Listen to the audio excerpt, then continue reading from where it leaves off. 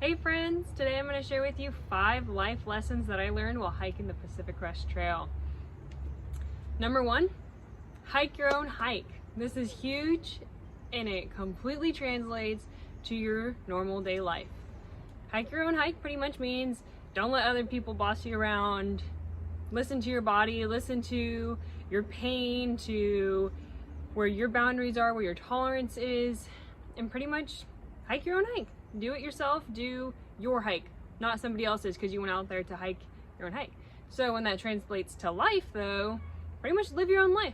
Don't live a life that someone else is creating for you. You want to create your own life, don't you? You have your own goals and dreams and aspirations. Live up to them. Don't follow any trends is number 2. It's not worth it. You see everybody getting certain packs or certain shoes, and I mean, one size does not fit all. So do you. Hike your own hike yet again. Make sure that you get what is comfortable for you. Make sure that you know why you have that gear, why you are doing whatever, but you don't want to follow any trends. You want to be your true self. Be you, be true to you, and follow your heart, and you will get where you're meant to be. Number 3, be prepared.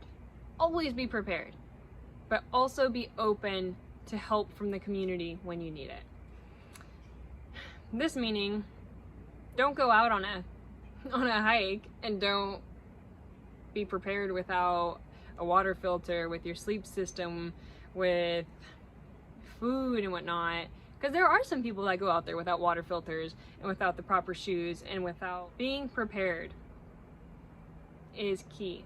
But if you aren't, or if something breaks or whatever it is, be humble enough to accept help from the community, because you're gonna need it, especially when you're 100 miles from the nearest town, you know? So always be prepared, but you can't be prepared for everything, especially when you're hiking that long of a hike and stuff wears down.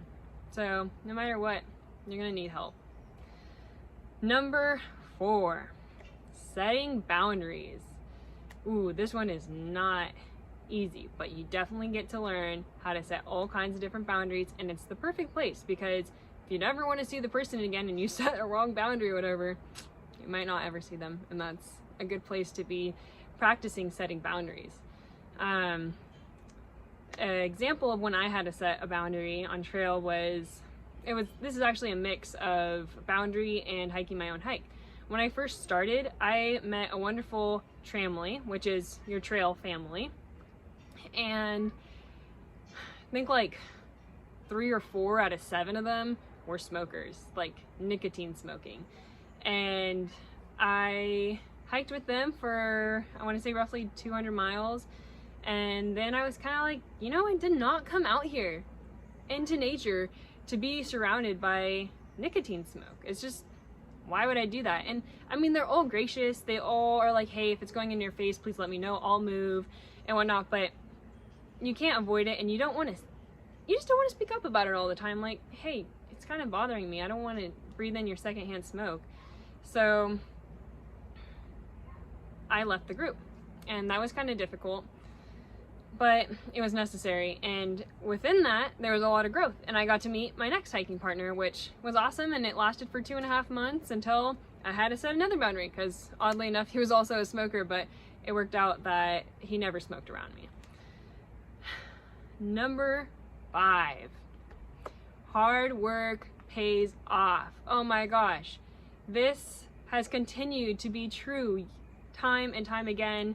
I own my own business now, and it's been really, really hard work, but it's paying off. So that is a little bit about this. But on trail, you have to work so hard to get to the top of any mountain. And sometimes you're like, is it even worth it? Oh my gosh, I don't have the energy. Can I make it? Do I want to make it? And yes, you always want to make it. You get to the top, there's a view, and it's so beautiful, and your lungs are filled with the mountain fresh, crisp air, and you just feel so vital and alive. You're vibrating with energy. Even as exhausted as you are, getting to the top, seeing that view, feeling accomplished, it really just brings life into your bones and every cell. The mitochondria love you. That's for sure. That's all I have for you today. Please hit the subscribe button, like the video, and I'll see you next time. Namaste. Have a beautiful day.